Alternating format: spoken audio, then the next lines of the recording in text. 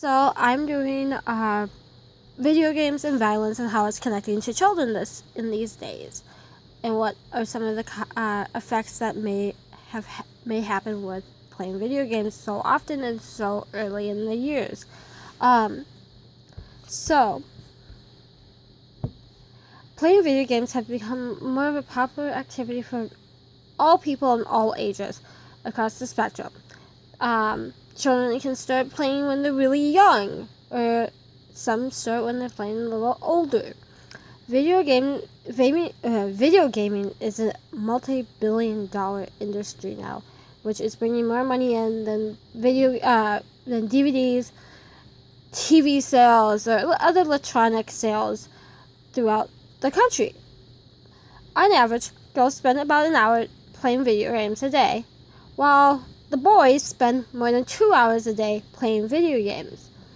Teens often have to spend more time on video games than younger children because younger children have more of the parental control, and the parents have more control of what is happening in the house and what the children are experiencing and doing in their daily lives.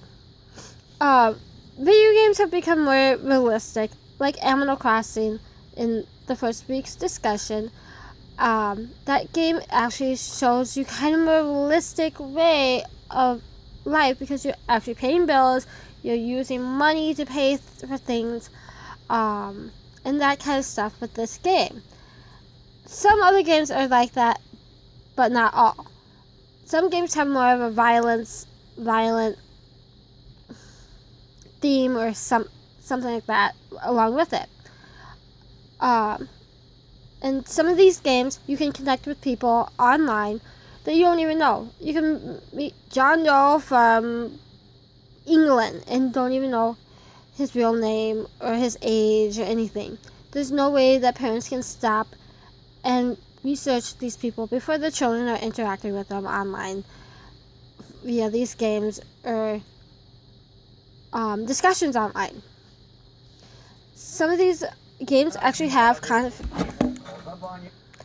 some of these games have educational content, but most of the popular games now actually have a negative theme and promote the killings of people, animals, abuse of drugs, alcohol, criminal behavior, disrespect of authority and the law. Many have the sexual aspect to it, which younger children don't know what's happening, but they just play it anyways because the older kids or their friends are playing it as well. Studies have shown children exposed to these violent media have become more numb to violence. They imitate the violence more actively and show more aggressive. So this more aggressive behavior can happen in the schools, aka bullying, the school shootings that are happening all over the place, some that we don't even know about. They can all be linked back to these games in some aspect. But not all violence that happens are connected to video games. Some children might have developmental or behavioral disorder that the parents don't even know about yet, which might also be able to be tied into why the child is doing this and this and this. So before you say school shootings are happening because just the children are playing these violent games and living and seeing this is the reason they're coming to school shooting people and everything. Like I said, there's many aspects into why a child or an adult may bring a gun to school or something like that. There's so many reasons to why something may happen. You can't just pinpoint it to one reason and say it's video games is the reason because why everything's happening. Younger children who may play these violent games, and who may have emotional, behavioral, or learning problems, may be influenced by these violent images that are being played by them with these games they're playing, can also cause many problems with how they react, how they act in school, how they act in social premises, and anything. In moderation, playing age-appropriate games like Animal Crossing, Mario Kart, Donkey Konga can be enjoyable for younger children. But if you get them into the violent, inappropriate games for the age group, it might bring out some issues that you don't want to have to deal with right now. Children and other teens can become overly involved with these video games. That's all they can talk about it for some point of the time. And they can be playing these games for hours on end. I know my brother can play video games all 24 hours a day and not have to get up and do anything besides play his video games. They can be overly attached to these video games. They don't know how to disconnect themselves from playing these video games and having a social life outside the bedroom or outside the house in these video games, because they think they're connecting with people playing these video games. They are having a social life to a point, but in actuality, they're just playing video games with people they don't know. The parents can control the amount of games they play a day. They might take the video games away, but in the end, the parents always give the video games back to the child because it keeps them out of trouble, according to the parents.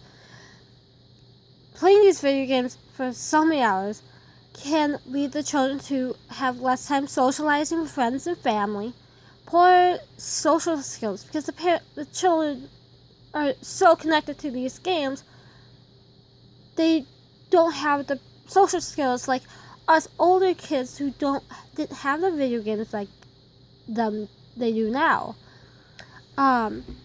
The gaming can reflect in the schoolwork they do because they don't want to do their schoolwork. They don't think that's important. They don't think doing schoolwork is fun. Otherwise, we can just go play these video games, have more fun, laugh, and enjoy ourselves. And since the video games, I've noticed personally, less children are reading, which affects the schoolwork down the road. I personally have been in a classroom where children have the iPads, the iPhones, and everything, and they don't even pick up a book unless the teacher hands them the book and gives them the instructions to read this chapter and chapter and chapter.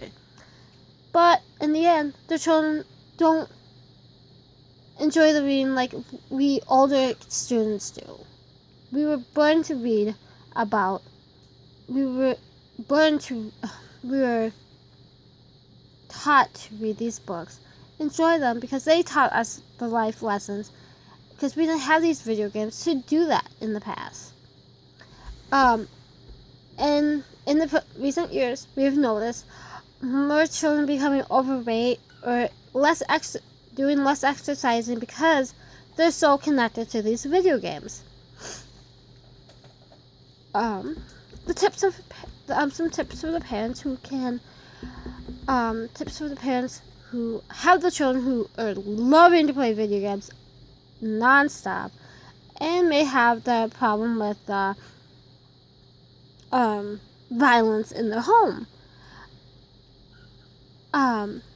My personal opinion would be avoid video games for the children until they're in middle school or something, because the younger you get the kids on video games and playing the Xbox or playing the PlayStation, playing the Wii or whatever, they would become more connected to these games and they would want to play their games more often.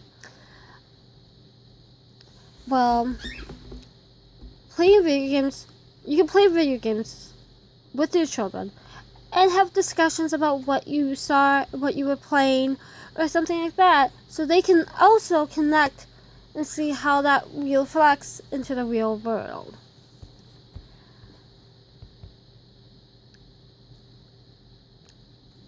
I personally would set clear rules about video games and when they can be played, and when they can be played in the home and when they cannot be played. Because if you have these direct rules and direct time limits of when and how you can play this game, your children will know the rules and know when you tell them to get off the video game or get off the internet or something like that, they will know that you're talking seriously and that you should get off the computer at the video game at that time. And parents should also remember that they're also a role model for their children. So if the parent is playing a game, like a violent game, like Skyrim or I don't know, some other violent games, I would make sure you're not playing the games with the children in the view. I would wait until they're in bed, tucked away, in for the night type of idea, because your children will also see that you're playing this game and will be wanting to play this game with you. I would play Wii Ball or some family games together when the children is awake, so you can have the family time and socialize and talk about your day with your children at that time. I would also get your children into playing in sports at school, so their mind is preoccupied with playing games with their friends, making team rules, learning team aspects of the sports they play at school, like soccer, basketball, football, hockey, volleyball, anything like that. These team sports in school can help the children not be focusing on playing video games all the time.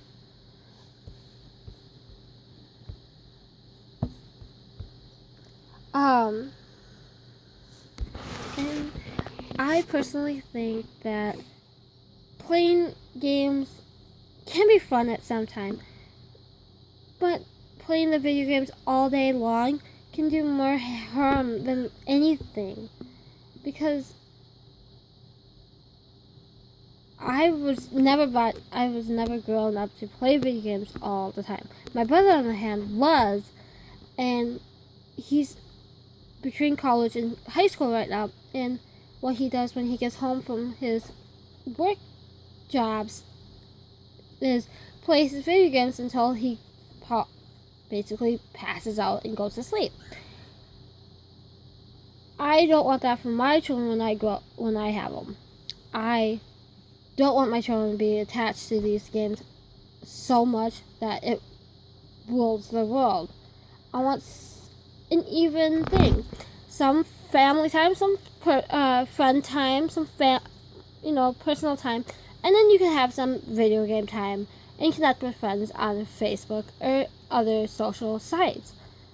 But I don't want my children to not care about school or anything like that. I want my child to be more of a person that doesn't rely on electronics to rule their lives, basically. So that's my discussion for this week. I'm hoping I did it right.